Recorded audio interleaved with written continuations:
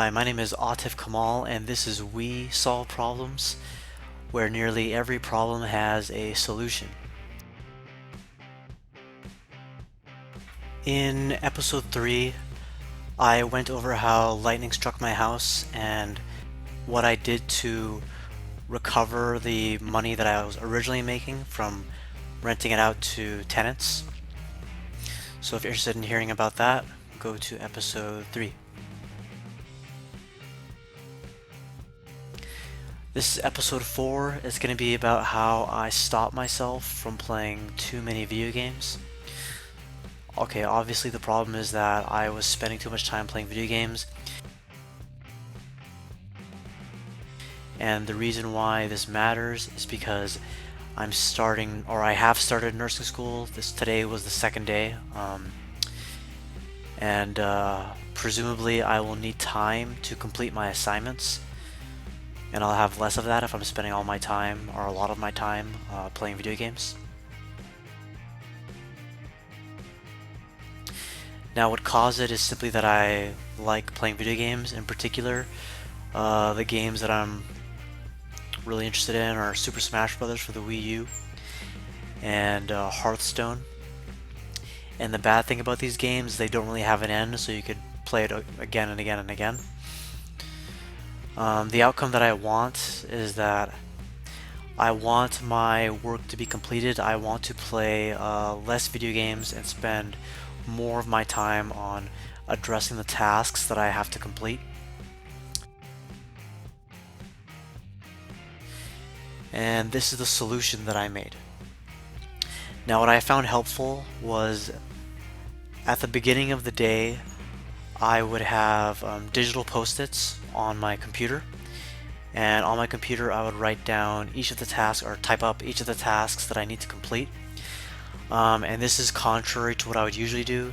Before, what I usually do would be I would wake up and first thing in the morning I would get on Hearthstone, because every day Hearthstone generates new tasks for you to complete.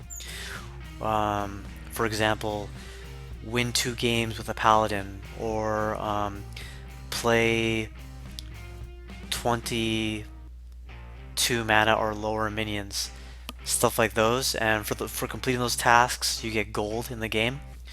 So before, that was the first thing that I would do. So when I first woke up, after deciding that I was going to do this, I was telling myself that I have to not play anything till I complete everything that I need to do for that day. In order for me to know everything that I need to do for that day, it's clearest when I have it all written down. Okay, so here's an example of one of my post-its. So on this post-it I have written down everything that I need to complete today. The date of this recording is January 20th, 2016, and that's also the due date. And generally when I make the post-it, I set the due date for the day that I've made the post-it, meaning that everything that's on this post-it needs to be completed on this day, like today. And most of the bullets that I have on here for this post-it are school-related. But if you were to adopt this idea, it doesn't have to be school related. It just depends on what your circumstances are. If you have a lot of projects to complete for work, then you would have many work related items on your post-it. If you don't have a job, you would probably write a lot of things relating to getting a job on your post-it. So this is just specific to what my circumstances are being in this nursing program. So some of these are not nursing related though. For example, replace passenger rear tire on car. It is something important and I just want to get it done right away, as opposed to ignoring it and playing video games instead. So here's an example of how you can make your post-it, and after you've completed all of your items, you can give yourself permission to, I guess, do whatever it is you do for fun. It doesn't have to be video games. It could be maybe you spend too much time reading your book and you're supposed to be doing other things. Well, then you clear everything on your post-it first, then you read your book. Okay, so a lesson that I learned from making this post-it is that if I make myself aware of everything that I have to complete, such as writing it down on a post-it, then it'll make me aware of everything that I'll fall behind on by playing video games instead.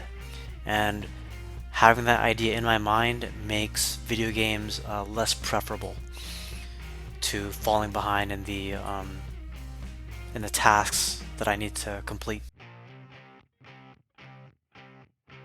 In the next episode, I'm going to go over how I accidentally corrupted my hard drive for my laptop that I've been using for about 6 to 7 years, and how I recovered a lot of the data from that computer even though the hard drive was mostly inaccessible and fried.